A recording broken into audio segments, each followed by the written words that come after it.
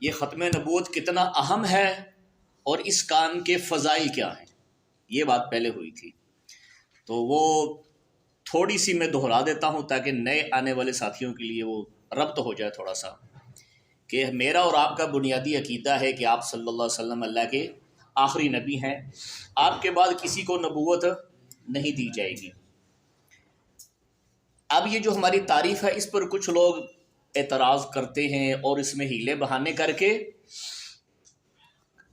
ایک اور نبی کی گنجائش پیدا کرتے ہیں، اور جو علماء کے قریب طبقہ رہتا ہے وہ تو بچ جاتا ہے، جو علماء سے دور ہے، اپنے بس کاروبار میں مگن ہے، وہ جب ان فتنوں کا مقابلہ جب ہوتا ہے آمنا سامنا تو وہ بندہ شکار ہو جاتا ہے، ان کا وہ جواب نہیں دے پاتا، ان کے اعتراضات ایسے ایسے۔ تو یہ کورس اس لیے کروائے جاتے ہیں تاکہ میرا اور آپ کا اور ہم سب مسلمانوں کا ایمان محفوظ ہو جائے، کیونکہ فتنے کا پتہ نہیں چلتا۔ فتنے کی مثال میں نے پچھلی دفعہ ہی بتائی تھی کہ میں نے کیا کیا، ایک کوئلہ ہوتا ہے، کوئلہ کس کلر کا ہوتا ہے؟ کالے کلر کا ہوتا ہے، نظر آتا سب کو کوئلہ ہے، میں نے آپ کو دکھایا بھی، آپ سب نے کہا یہ کیا ہے؟ کوئلہ ہے۔ میں نے اس کوئلے پر گولڈن کلر چڑھایا، پالش وغیرہ کی، بالکل وہ گولڈن چمکنے لگ گیا۔ میں نے رکھ کے ادھر رکھ کے پوچھا کیا ہے؟ آپ سب نے کہا یہ سونے کی ڈلی ہے، یہ سونے کی ڈلی ہے۔ نظر آ رہا ہے، جیسے مرضی دیکھے، جس مرضی زاویے سے دیکھے آپ کو وہ گولڈن اور چمکتا نظر آ رہا ہے، آپ کہیں گے یہ سونا ہے، جبکہ حقیقت میں وہ سونا نہیں بلکہ کیا تھا؟ کوئلہ۔ آپ کو دھوکہ دینے کے لیے میں نے وہ روپ دھارا ہے۔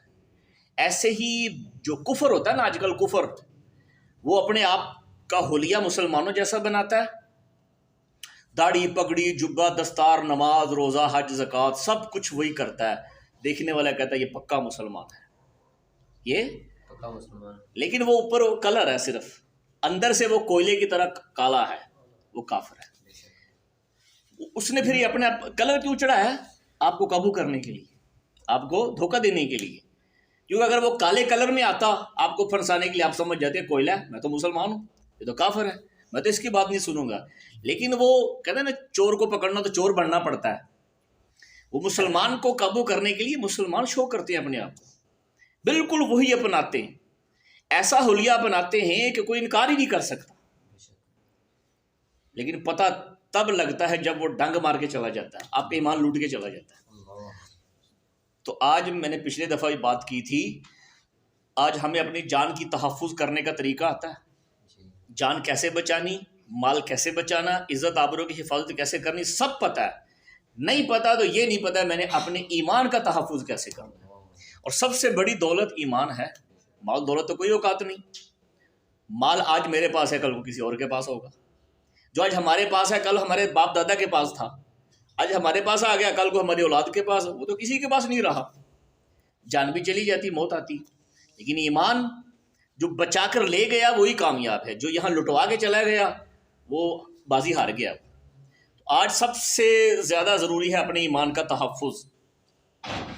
تو ہمارا جو بنیادی عقیدہ ہے جس کو ہم نے بچانا ہے وہ عقیدہ ختم نبوت ہے، اس عقیدے کو بچانا ہے، اور سارے فتنے اس عقیدے پر حملہ آور ہے، اجتماعیت اختیار کر کے سارے اکٹھے ہو کے اس عقیدے کو کمزور کرنے کی کوشش کر رہے ہیں، اور ہم نے اپنا سب کچھ لٹا کر اسی عقیدے کو بچانا ہے کہ حضور ہمارے آخری نبی ہیں، اب اس کے بعد کسی قسم کی گنجائش کسی نبی کی کسی صورت میں ہے ہی نہیں، بس اس پر ہماری جانیں تو جا سکتی ہیں پر اس عقیدے سے ہم باز نہیں آئے گے، یہ عقیدہ ہے۔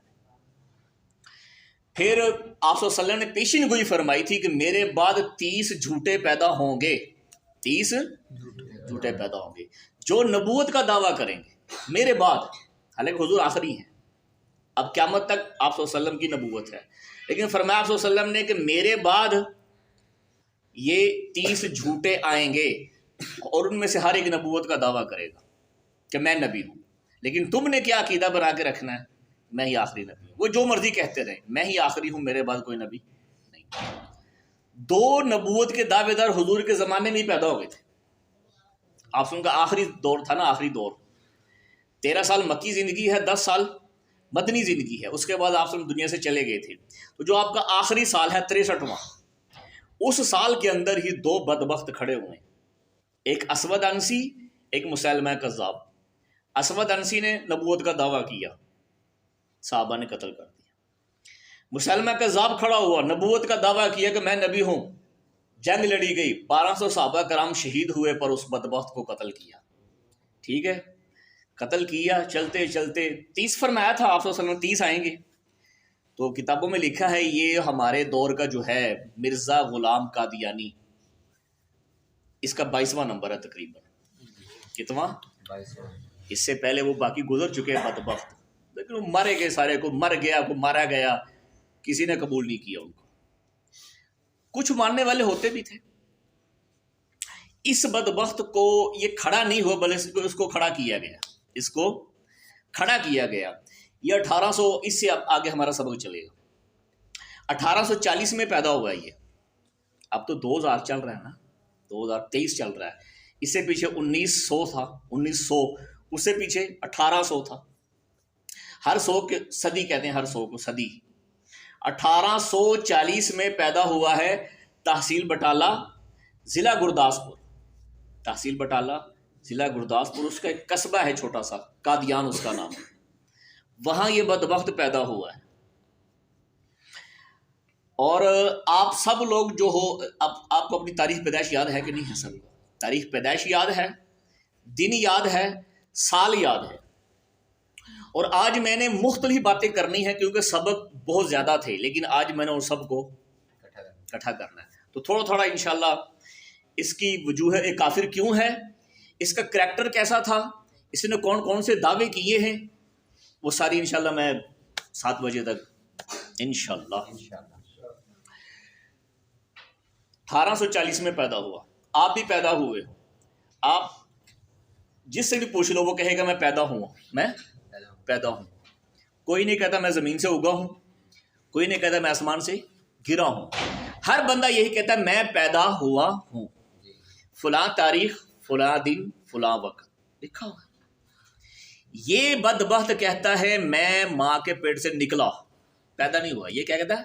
نکلا. میں نکلا. اور نکلنے کی ترتیب بتاتا ہے کہ میں اور میری بہن کٹھے نکلے ہم، اور میرا سر میری بہن کی ٹانگوں میں پھنسا ہوا تھا، اس طرح ہم نکلے.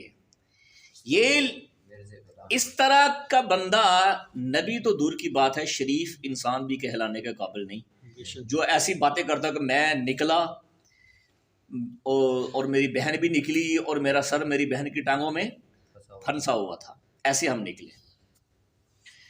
تو یہ اس کا کریکٹر ہے. باقی اس کی زندگی عجیب سی ہے. زانی بندہ، شرابی بندہ، بے نمازی بندہ، عورتوں کا دل دادا، ساری ساری رات عورتیں اس کے پاؤں دباتی تھی. یہ اس کا کردار ہے. دیکھو یہ کردار کی بات میں کیوں کر رہا ہوں. آپ صلی اللہ علیہ وسلم نے نبوت کا دعویٰ کرنے سے پہلے اپنے آپ کو پیش کیا تھا کہ نہیں؟ پہاڑی پہ چڑھ کے یہ نہیں کہا لوگوں کلمہ پڑھو، نہیں. پہلے یہ کہا تھا میں نے 40 سال کا عرصہ تمہارے اندر گزارا ہے، بتاؤ تم نے مجھے کیسا پایا. تم نے مجھے پہلے میں اپنی ذات کو پیش کیا. آپ صلی اللہ علیہ وسلم نے نبوت کا دعویٰ بعد میں کیا ہے.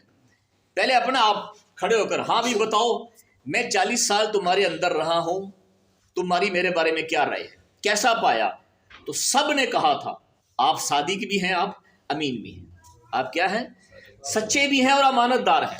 آپ کی ذات پہ کوئی داغ دھبا نہیں کسی قسم کا، نہ آپ نے کبھی جھوٹ بولا ساری زندگی، اور دوسرا کہ آپ امانت دار ہیں، آپ نے کبھی خیانت نہیں کی.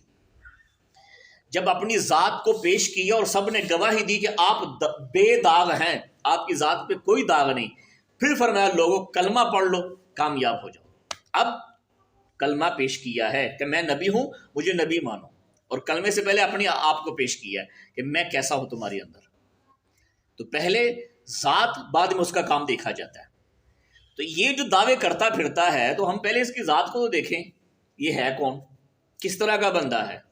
تو جو اپنی تاریخ پیدائش اس طرح کی بتاتا ہے، پھر آپ میں سے کوئی بندہ یہ نہیں کہے گا کہ میں پتہ نہیں 98 میں پیدا ہوا تھا یا 99 میں پیدا ہوا تھا. نہیں نہیں، ایسا کوئی نہیں کہتا.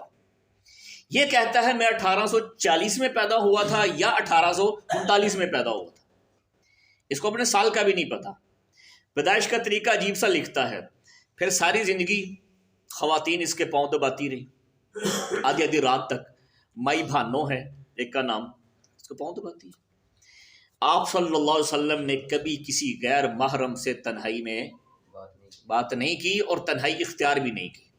اور عورتیں بیعت کرنے آتی تھی تو آپ صلی اللہ علیہ وسلم اپنی چادر مبارک پکڑاتے تھے ان کو.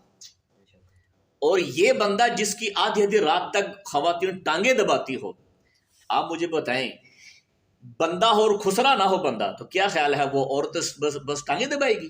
پھر جو مستقل اس کی خدمت پہ ہو اور روزانہ رات کو ٹانگیں دباتی ہو، اس طرح کا بندہ آپ کہیں گے یہ زانی بندہ ہے.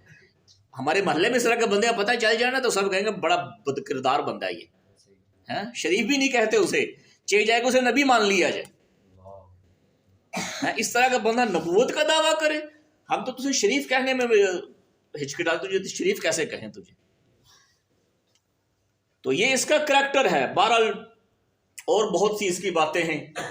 یہ گھگرے پہنتا تھا، خواتین کے جو غرارے ہوتے ہیں نا وہ پہنتا تھا، اور عقل سے اتنا پیدل تھا کہ یہ جو اوپر والا بٹن ہے نا، آپ نے دیکھا ہوگا یہ جو بزرگ حضرات ہیں یہ قمیض کے نیچے ایک سلوکہ پہنتے ہیں جس کے اندر جیبیں ہوتی ہیں. ہم تو بنیان پہنتے ہیں، بزرگ حضرات ایک نیچے پہنتے ہیں وہ پتوری کیا کہتے ہیں اسے، اس کے اندر جیبیں جوبیں بھی ہوتی ہیں، سارا نوٹ ووٹ میں رکھا ہے تو ہوتا ہے نا نیچے پہنا ہوتا ہے، اس کو بھی کاج ہوتے ہیں، بٹن ہوتے ہیں، اور اوپر قمیض کے بھی کاج اور بٹن ہوتے ہیں. یہ کبھی کبھی اپنا اوپر والا جو بٹن ہے نا وہ جو نیچے ہے اس کے کاج کے اندر لگا لیتا تھا ایسے، اور اس کو پتہ بھی نہیں چلتا تھا. دیکھنے والے بتاتے تھے یہ تو نے کیا کیا ہوگا. آپ مجھے بتائیں اس طرح کا بندہ نبی ہو سکتا ہے؟ اس کو مرض تھا، اس کا پیشاب کا بیماری تھی، بار بار پیشاب کی حاجت. اس نے وہ سلوکہ پہنا ہوا تھا، ایک جیب میں یہ وہ کچے جو ہوتے نا روڑے استنجے کے لیے وہ رکھتا تھا. اس کے علاوہ اسے اور بیماری تھی جس کی وجہ سے گڑ کھانا پڑتا تھا، اسے ایک جیب میں گڑ رکھتا تھا. تو وہ اس کے بیٹے اس کی خوبیاں لکھتے ہیں، بیٹا اپنے باپ کی تعریف لکھتا ہے کہ ابا جان کبھی کبھی گڑ سے استنجا کر لیتے تھے اور جو کچے بٹے تھے ان کو کھا لیتے تھے کبھی کبھی. یہ صحیح العقل بندہ ہے؟ اس کی عقل کام کرتی ہے. ایک دفعہ اپنے کسی مرید کے گھر چلا گیا، اور آپ کو پتہ پیری مریدی کے اندر مرید اپنا سب کچھ پیر پر نچھاور کر دیتا، ٹھیک ہے. اس کے گھر رہا ہے، رات گزاری ہے، اور صبح کو جب اٹھا ہے چارپائی پہ نیچے دیکھا تو نیچے ایک جوتا پڑا ہوا ہے، ایک جوتا پڑا ہے اور ایک غائب ہے. مرید سے کہا میرا دوسرا جوتا نہیں مل رہا. مرید بڑا پریشان کہ میرے پیر صاحب کا جوتا گم ہو گیا. اور مریدوں کا حال تو آپ کو پتا ہے کہ اگر پیر کا جوتا گم ہو گیا تو میری ساری زندگی برباد ہو گئی، کیونکہ ان کا پیر ہی سب کچھ ہوتا ہے. سارا گھر تلاش کیا، جوتا نہ ملا، ایک ہی جوتا مل رہا، دوسرا نہیں ملا. پھر مرزے نے خود کہا آ جاؤ مل گیا. کیسے مل گیا؟ اور رات کو ایک اتارا تھا، ایک پہن کر سو گیا تھا. اتارا ہی ایک تھا تو ملنا ایک ہی تھا، ایک پہنا ہوا تھا. یہاں چھوٹا سا بچہ بھی اس طرح نہیں سوتا، کیوں جی؟ آپ مجھے بتائیں اس طرح کے بندے کے لیے ہم آپ کو بلاتے ہیں کہ اس طرح کے بندے نے نبوت کا دعویٰ کیا اور ہمیں کچھ بھی نہیں ہوتا، کر لیا تو پھر کی. نبوت ایک منصب ہے، آپ صلی اللہ علیہ وسلم کے سر کا تاج ہے ختم نبوت. اس کو اس طرح کا بندہ چھیننے کی کوشش کرے اور مجھے تکلیف نہ ہو، مجھے دکھ تک نہ ہو، پھر میرے دل میں حضور کی محبت نہیں ہے، پھر میں نے حضور کو آخری سمجھا ہی نہیں ہے. اور کچھ اور کرتا، پہلے اپنی حالت تو دیکھے کس طرح کا بندہ ہے اور کس تاج کو چھیننے کی کوشش کی ہے جس کو اللہ تبارک و تعالیٰ نے عرشوں پر بلایا، اپنے سامنے بٹھایا ہے، جس ہستی کے جوتے کے تلوے کے نیچے لگے ہوئے جو خاک کے ذرے ہیں وہ بھی عرش اعظم سے اعلیٰ ہیں. اس ہستی کے تاج کو چھیننے کی کوشش وہ بندہ کرے، اور میں اس بات کو سننے کے لیے بھی تیار نہیں، میں کورس میں آنے کے لیے تیار نہیں. ابھی باہر کوئی ایم پی ایم این اے آ جائے، جلسہ ہونا ہے، دیکھو کتنی کرسیاں فل ہوں گی، اور اوپر سے وہ یہ بھی کہتے کھانا بھی ہوگا، پھر تو سارے چاچے تائے مامے سارے پہنچ جائیں گے. اتنی اہمیت اس کو دیتے، اور ختم نبوت کی اہمیت دیکھ لیں. کل کو اس بات کی اگر آپ سے نے پوچھ لیا کہ میری ذات پہ حملہ ہوا تھا، آپ کہاں تھے؟ اپنی ذات کے لیے، اپنی برادری کے لیے کچہریاں بھرتے، جیلیں بھرتے، پرے پنچایتیں لگاتے، حضور کی ذات کے لیے کون سی پری پنچایت ہے؟ کون سا منصوبہ بنایا ہم نے؟ کون سا لائحہ عمل طے کیا ہے کہ کس طرح ہم آپ کی عزت کا دفاع کریں؟ کس طرح ان